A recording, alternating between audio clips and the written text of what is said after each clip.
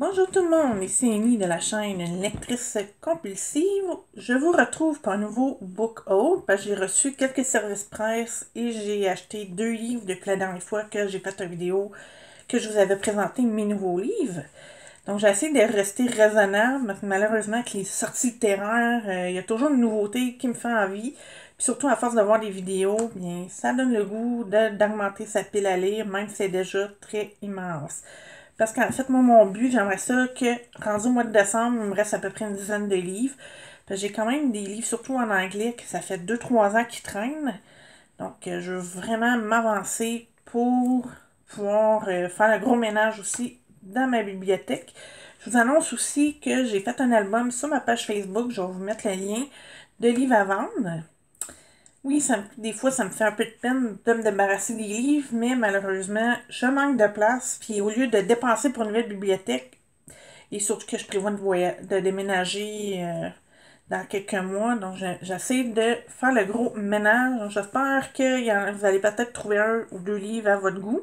Vous pouvez toujours communiquer avec moi si vous en prenez plusieurs, on peut s'attendre sur un prix. Donc, mon premier livre, je vais vous présenter celui que je lis présentement. J'ai débuté hier soir.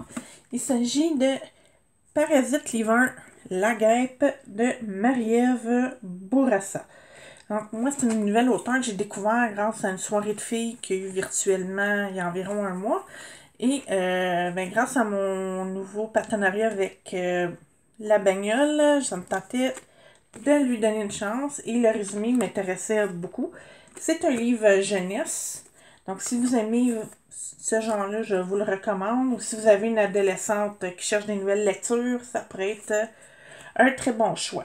Je vais vous lire le début de la 4e de couverture. Avant de mourir une 5e fois de froid, ce coup-là, Antoine décide de rentrer chez lui. Après avoir redressé son vélo, il sort à nouveau son sel, cherche un autre numéro dans ses contacts.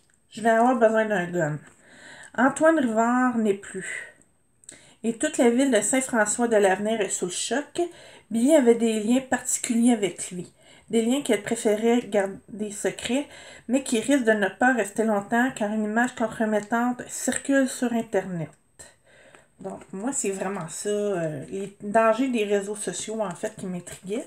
Parce que là, on parle d'une nouvelle application qui s'appelle La Guêpe et que ceux qui sont abonnés à celle-là, ben, ils se retrouvent en danger.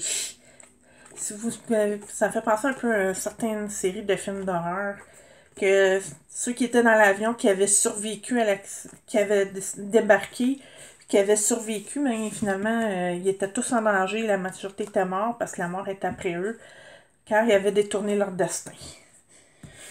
Le deuxième livre que j'ai tout juste de m'acheter, mais en fait, ça faisait quand même un bout que je le voyais passer et il me faisait envie, parce que vous me connaissez, j'adore encourager mes collègues blogueurs qui se lancent dans l'écriture. Parce que déjà, je sais qu'avoir un blog, ça demande beaucoup de travail. On n'a pas vraiment de revenus pour tout le travail qu'on fait. Et je pense que ça mérite d'avoir quand même une bonne visibilité. Il s'agit de Kirby V. Messier, qui a écrit Inévitable dans à la maison d'édition Hugo Roman. D'ailleurs, je les remercie d'avoir enfin écrit un livre avec un titre en français. Parce que ce qui me chiffonnait un peu avec cette maison d'édition-là, c'est que même si les livres étaient en français, les titres gardaient des titres anglophones. Mais là, non, Inévitable, il est en français. Aussi, ben, c'est la blogueuse qui est derrière la page Facebook Mama Chiclette. Donc, je vous invite à y jeter un petit coup d'œil si vous aimez ce genre-là. Moi, définitivement, c'était une page que je suivais avant. Maintenant, j'essaie de diversifier un peu aussi mes goûts, mais celui-là, il s'agit d'une romance, comme vous voulez, comme vous en doutez, parce que la maison s'appelle Hugo Roman, et c'est souvent des romances qui publient. C'est grâce aussi à Blackout de Sylvie G que j'ai connu cette maison d'édition-là. Donc, ça s'appelle Au volant de sa voiture. L'attention de Béatrice a été détournée par de sombres pensées. Une fois encore, depuis, elle veille sur l'homme qu'elle a frôlé de trop près, craignant qu'il ne perde la vie.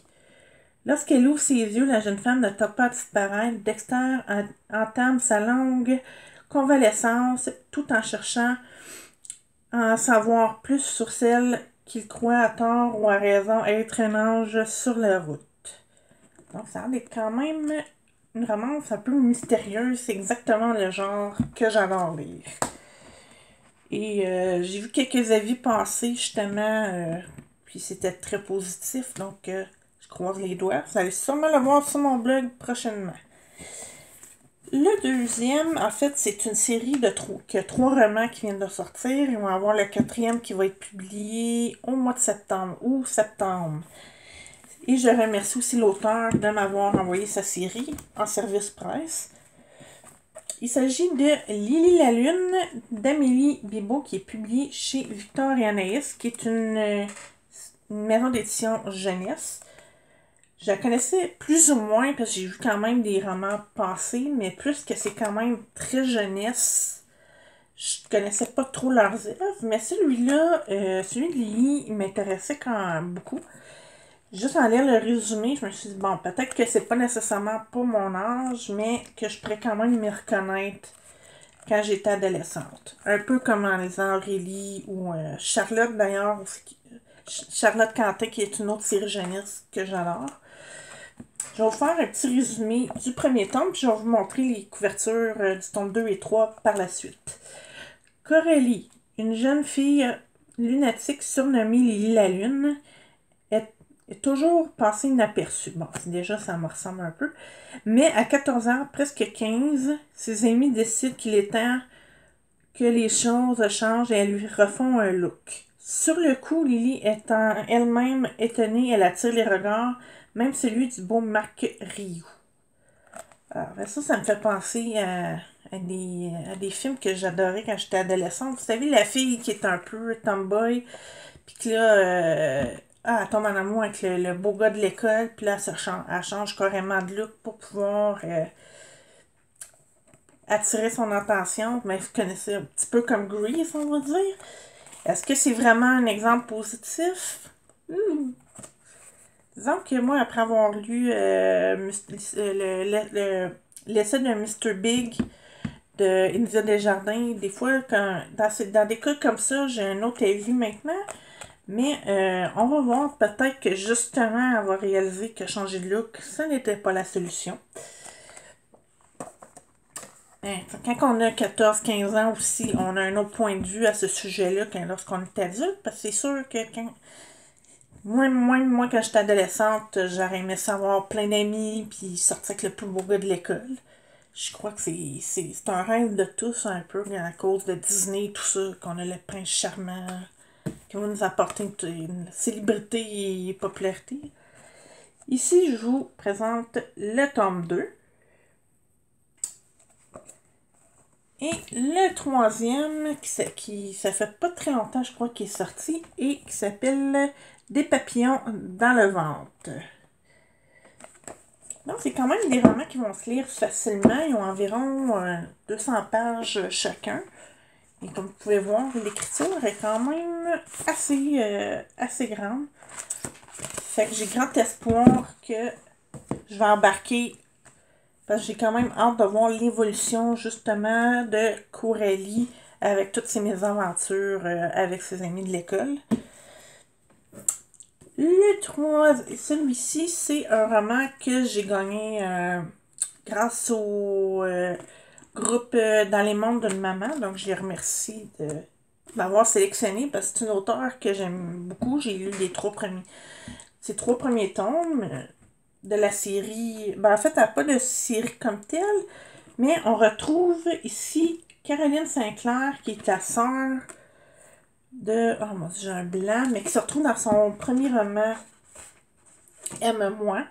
Ici, c'est justement le frère de Caroline qui se fait kidnapper dans le premier tome. On n'a pas plus ou moins de détails, mais là, peut-être que justement, on va voir un petit peu plus, savoir qu'est-ce qui s'est passé pendant qu'elle et la nouvelle copine de son frère étaient kidnappées.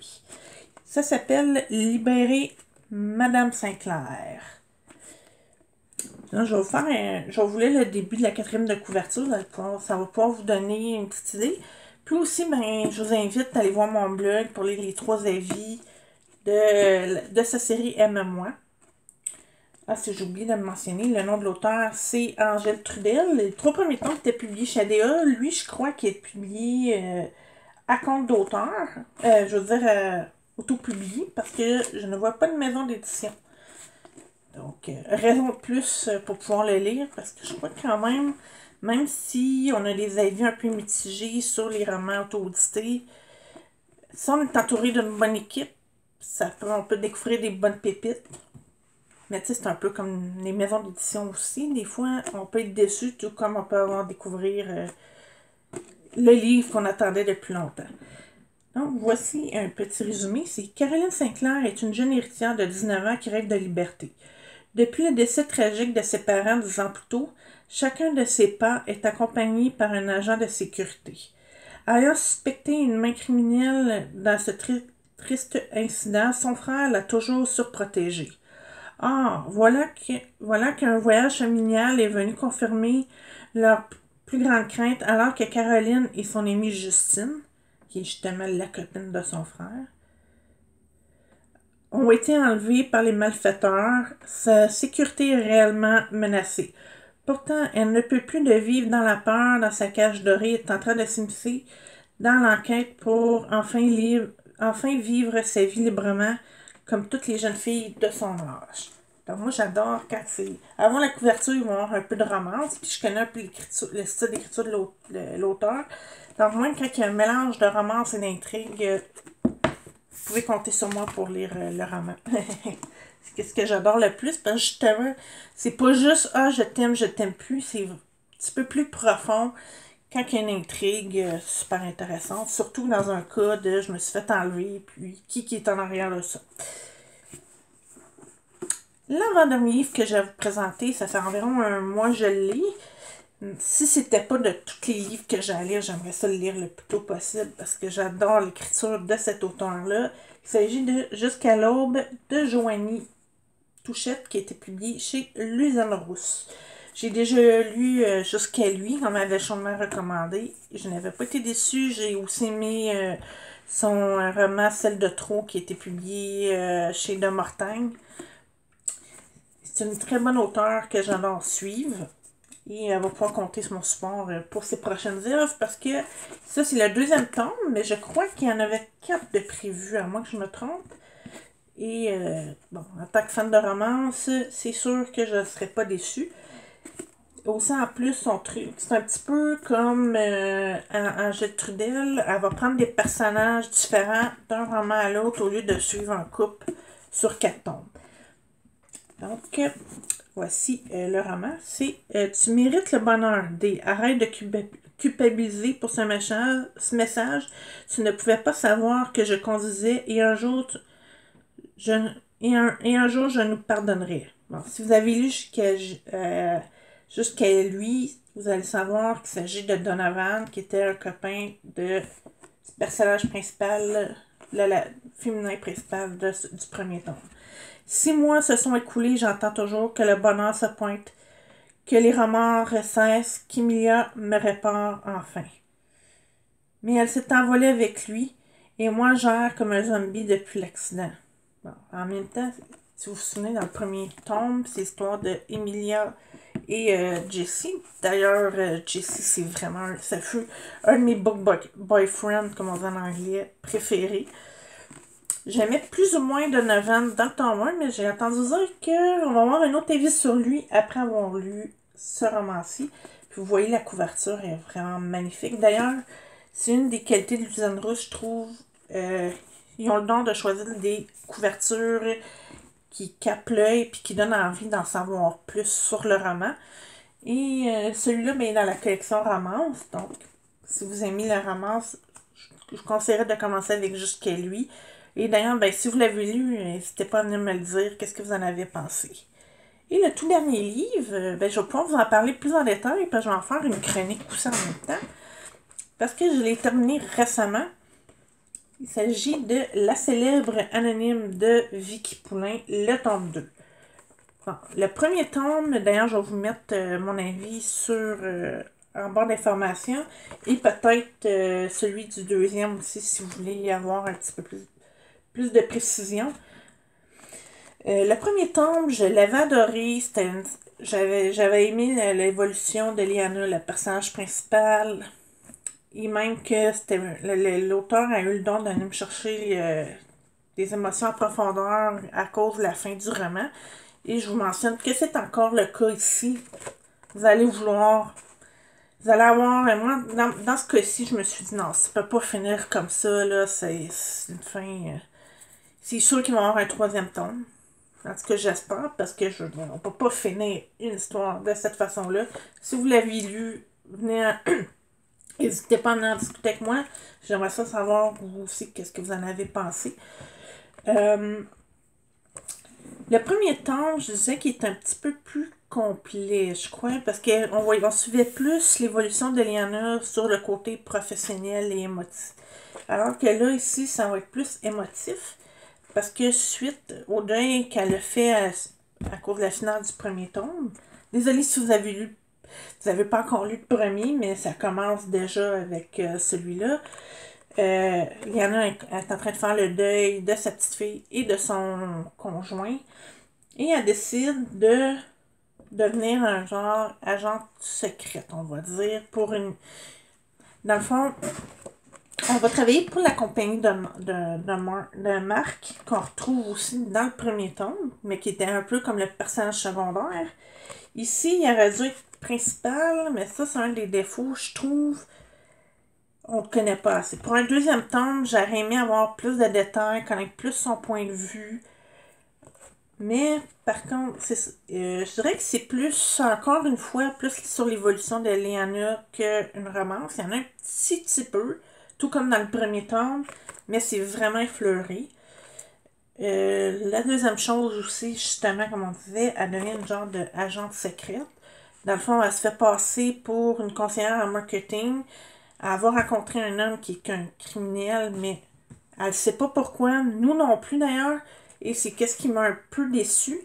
Parce que moi, je suis habituée. Si vous êtes habitué de lire les romans de Judith Bannon, qui est une histoire intrigue complète, policière, du début jusqu'à la fin, même, qui se termine à la fin du livre, vous allez être un peu déçu. Parce que peut-être aussi que c'était pas le but de l'auteur de mettre l'intrigue comme en avance dans le roman, mais moi j'aurais vraiment préféré qu'on aille plus en profondeur, qu'elle ait fait peut-être plus de recherches, que si un cas de même se produisait pour vrai, qu'est-ce qui arriverait, c'est qu'est-ce que les qualités je remarquais chez Judith Bannon que j'ai pas retrouvé ici. Donc ça c'est un petit peu qu'est-ce qui m'a plus déçu, j'aurais peut-être, parce que c'est un roman de 238 pages qui est quand même court, j'aurais pris peut-être une centaine de pages de plus si elle aurait fait une intrigue plus complète, qu'on sache pourquoi que finalement ce gars-là il se fait enquêter, là, pourquoi qu'il l'espionne. Ça, c'est. Peut-être qu'on va le savoir dans le 3, mais je me dis, quand on en parlait dans ces livres-là, j'aurais plus préféré le savoir là. Puis comme je vous disais, moi je suis habituée d'avoir l'avis, de connaître l'intrigue au complet dans un roman. Donc c'est un petit peu ça qui m'a un petit peu déçue. Mais par contre, j'ai adoré l'évolution de Liana. Je me suis encore posé des questions parce que là, elle décide, au début du roman, qu'elle se sentait morte à l'intérieur et qu'elle voulait revivre des émotions fortes. Moi, je me suis dit, quand est-ce la dernière fois que j'ai ressenti d'autres choses que les émotions négatives, surtout qu'est-ce qu'on vit en ce moment, mais pas juste à cause de ça. Disons que j'ai eu beaucoup de coups de gueule dans les derniers mois et donc ça m'a fait vraiment réfléchir. Bon, je dirais peut-être pas faire du parapente comme elle le fait, mais j'ai bien aimé cette allusion-là. Côté psychologique du personnage principal, ça c'était extraordinaire. Elle a fait quand même, elle était allée en profondeur pour le personnage de Liana. Ça, je trouve que l'auteur a fait un travail remarquable. Donc, je vous conseillerais par contre de commencer par le premier tome, parce que sinon vous allez être un peu déstabilisé. La majorité des personnages reviennent. Et cette fois-ci, ça se passe à New York, qui est quand même une ville qui m'intrigue beaucoup. Qui m'intéresse beaucoup, je veux dire. Donc, c'est tout pour moi aujourd'hui. Si vous avez aimé ma vidéo, n'hésitez pas à vous abonner à ma chaîne, appuyer sur le petit pouce et à me suivre sur mes réseaux sociaux. À la prochaine!